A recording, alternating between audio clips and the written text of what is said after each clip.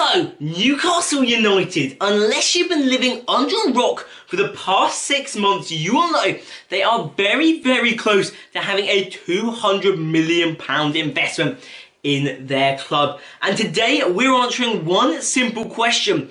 What could their team look like if this comes along? So, it's rumoured that the Saudi Arabian company, whose name I cannot remember, could be investing around £200 to £300 million in total, propelling the side right up, possibly to the top of the Premier League. But we're not going to be looking 2-3 years down the line. We're looking as to what they could do in this first summer window. So today, I've built an 11 of what their team could look like in just 6 months' time. I hope you guys enjoy. Let's get into the team. Goalkeeper. So, starting off in goal, we have got the Czech shot stopper. It's Yuri Pavlenka. Could he be the second coming of Petr Cech? I doubt it, but is he a good keeper? Yes.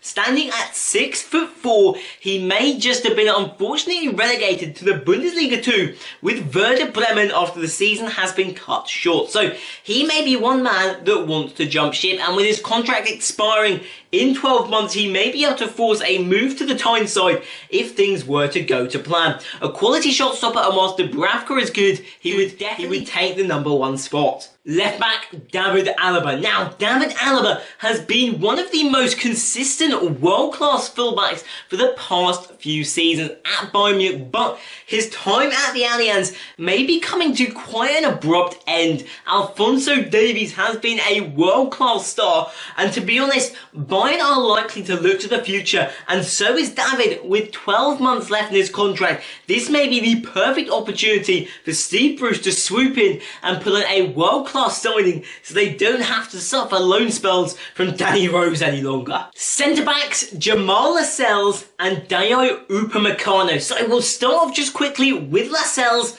I can't see him being dropped from this lineup. The club captain at, I believe, just 26 years of age, has been a solid centre-back for the last few years. And to be honest, they probably have a good pairing already along with Cher. However, I've gone and plumped Dayot Upamecano into the side for £40 million. Nothing like saying that you have a new owner by swooping in and beating Arsenal to a brand new centre-back. And God knows that side needs one. For £40 million, Upamecano will not come cheap, but he is a top-class centre-back that could, if he comes off strong, last them for a decade. 21 years of age and already playing consistent Champions League football for RB Leipzig. Him and Lascelles could be a confident centre-back duo that could dominate the Prem. Right back, Thomas Meunier. Now, there's nothing like a team in black and white stripes getting advantage of a free agent. And whilst it's usually the old lady doing it, today we're going to take a look at Newcastle. Thomas Meunier runs out of contract in, I believe, about a month and a half's time,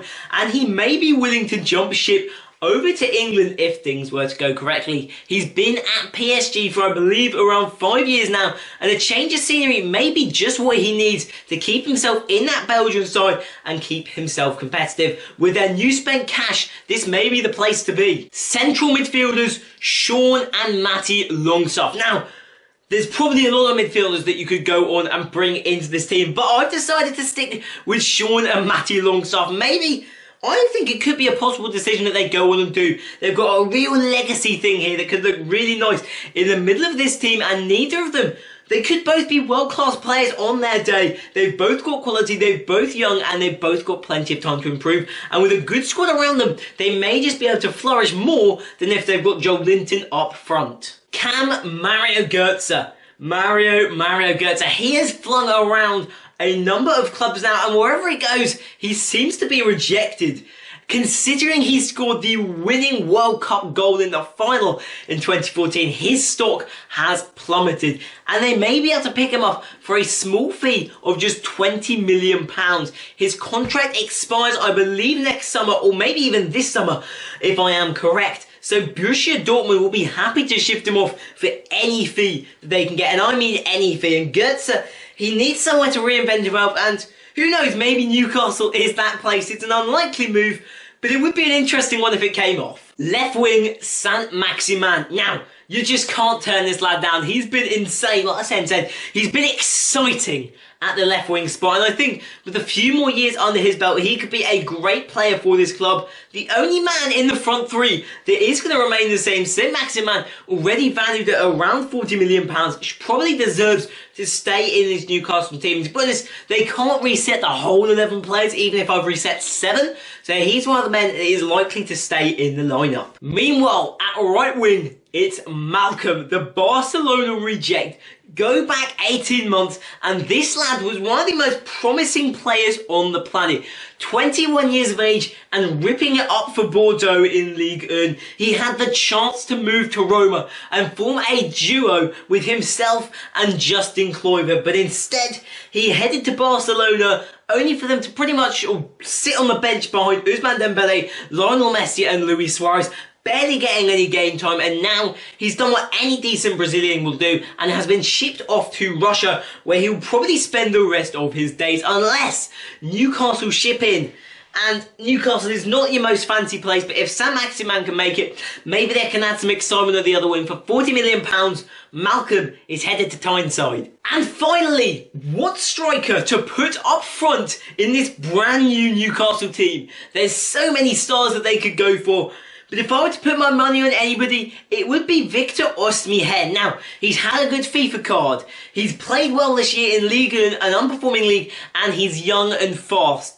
It basically fits the bill for a first-ditch player. When a new club gets money, they don't know who to spend on, so they go for the first man that they see. Look at Robinho, it's basically 2.0. Maybe he can surprise us, I'm sure he's a good player, but throwing him in the deep end, a little bit like Joelinton, may not be the best move, and I reckon he'll flop, but I reckon it'll be a nice expensive signing, and so that is where we'll finish off our 11 for Newcastle United in the 2020-2021 season. Leave in the comments down below what you think of the lineup that I have built. To run it over one more time, we have got Pavlenka in goal, a back four of David Alaba, Jamal Lascelles, Dayot Upamecano and Thomas Meunier, Sean Longstaff and Matty Longstaff in the central midfield spot. Then up front four, it's Mario Götze, Malcolm, Saint-Maximin and Victor Osimhen. I hope you guys have enjoyed. Yeah, I'll see you guys next time. Go subscribe. Peace.